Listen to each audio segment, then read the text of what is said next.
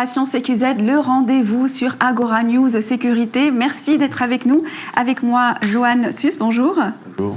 Alors, vous êtes avec nous parce que vous suivez actuellement une formation au lycée Robert Cléguer, formation initiée par la direction sûreté des Galeries Lafayette.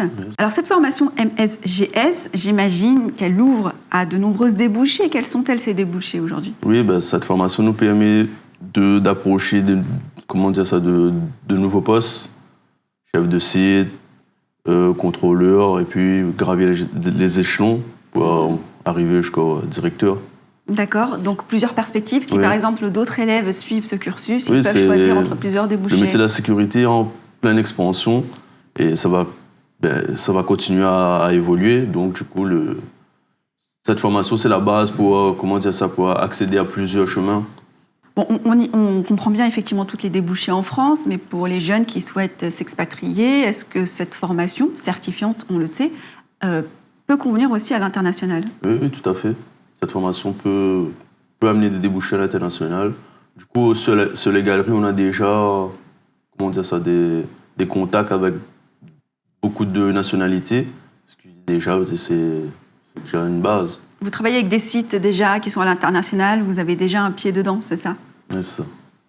Qu'est-ce que vous êtes venu chercher au sein de cette formation et finalement, est-ce que votre quotidien ressemble à ce que vous souhaitiez?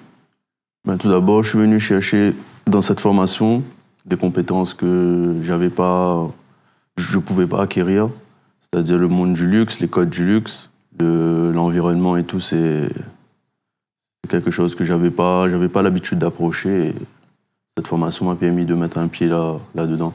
J'imagine que c'est un milieu plus exigeant. Ah oui, beaucoup. Une journée type, par exemple, ça ressemble à quoi? Comme on est en alternance, on a deux types de journées. On a une journée, quand on est en formation, c'est beaucoup de cours sur la sûreté, la sécurité. Et on a une type de journée de travail. Là, j'ai une équipe à gérer sur un des bâtiments de Lafayette. J'ai au moins 12 agents à gérer. C'est formateur. Ouais. Vous venez avec une petite expérience parce que vous venez de l'île de la Réunion et vous étiez déjà agent de sécurité à la Réunion. Qu'est-ce que cette première expérience vous a appris, qui vous sert aujourd'hui?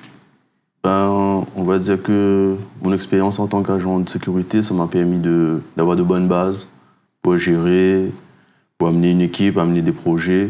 Et puis là, maintenant, je rajoute le côté luxe et grand site. Ça fait un poids sur le CV. Oui, Vous aviez toujours voulu faire ce métier de la sécurité ou c'est quelque chose qui s'est imposé à vous?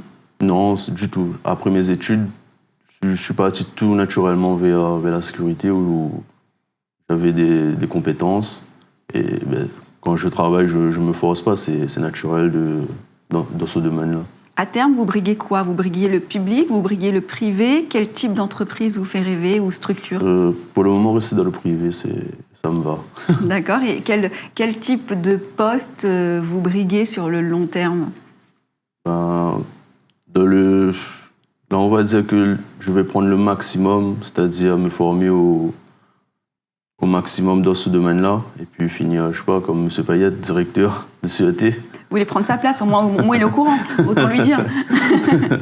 Et il y a beaucoup de jeunes qui regardent cette émission, qui aussi rêvent, souhaitent faire effectivement ce cursus. Comment vous pourriez les orienter? Qu'est-ce que vous leur conseilleriez?